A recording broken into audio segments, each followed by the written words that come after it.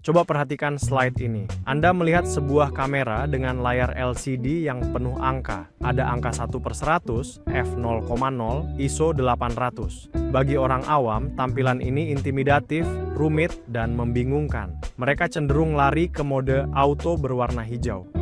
Tapi bagi Anda, calon desainer profesional, layar ini adalah kokpit pesawat. Setiap angka di sana adalah parameter yang bisa Anda ubah untuk memanipulasi realitas visual. Angka-angka itu bukan sekadar data, itu adalah keputusan kreatif.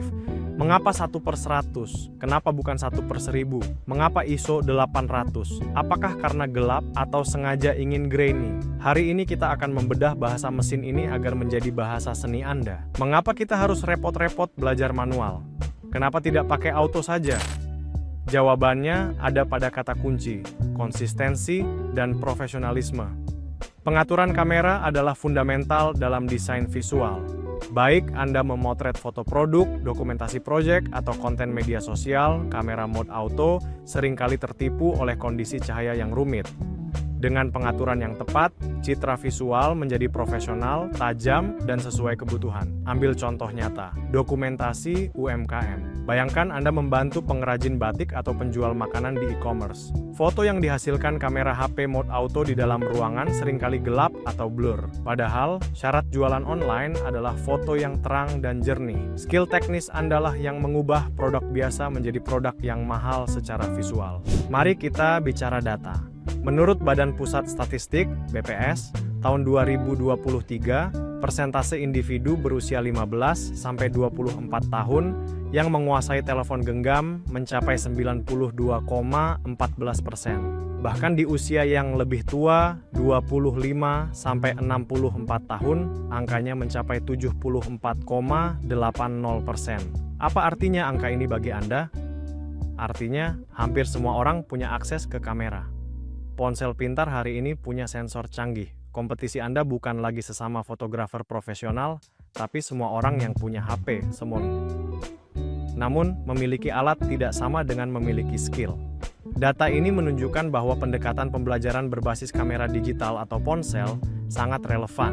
Kita tidak harus punya kamera DSLR seharga motor untuk belajar ini.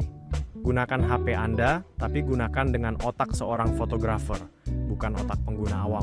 Sekarang kita masuk ke jantung materi, segitiga exposure atau exposure triangle. 3 elemen yang saling tarik-menarik. Pertama, ISO. Ini adalah tingkat sensitivitas sensor. Bayangkan ISO seperti kulit Anda saat berjemur. ISO rendah, 100-200. Itu seperti kulit tebal, butuh banyak cahaya matahari. Cahaya, tapi hasilnya mulus, minim noise. ISO tinggi, 800-3200. Itu kulit sensitif, sedikit cahaya sudah cukup terang, tapi resikonya kulit terbakar alias fotonya noise atau berbintik. Kedua, aperture atau bukaan lensa. Ini adalah jendela. Angka f-stop kecil, f/1,8, artinya jendelanya terbuka lebar. Cahaya masuk banyak, dan efek sampingnya adalah latar belakang menjadi kabur, bokeh. Sebaliknya, f-stop besar, f/11-22, artinya jendela menyipit, cahaya sedikit, tapi semuanya tajam dari depan sampai belakang. Ketiga, shutter speed. Ini adalah kelopak mata, seberapa cepat ia berkedip. Cepat, 1/500 detik untuk membekukan air atau orang lari. Lambat, 1/30 detik, bisa membuat gerakan terlihat blur artistik, atau digunakan saat malam hari dengan bantuan tripod. Teori tadi terdengar mudah di atas kertas, tapi mari kita bawa ke medan perang nyata di Indonesia. Bayangkan sebuah studi kasus. Anda diminta memotret produk batik di Solo, Surakarta. Kliennya adalah UMKM rumahan. Lokasinya di ruang tamu biasa, bukan studio profesional. Kondisinya, pencahayaan hanya mengandalkan sinar matahari dari pintu depan, sekitar bulan Juni 2025. Tidak ada jendela lebar, tidak ada lampu studio mahal. Tujuan Anda adalah menampilkan detail motif batik yang rumit dan warnanya harus realistis untuk diunggah ke Shopee atau Tokopedia. Jika Anda pakai mode auto, kamera akan bingung. Ruang tamu itu bagi mata kita terang, tapi bagi sensor kamera itu remang. Inilah tantangan real designer di Indonesia. Mari kita bedah masalah ruang tamu tadi dengan sains.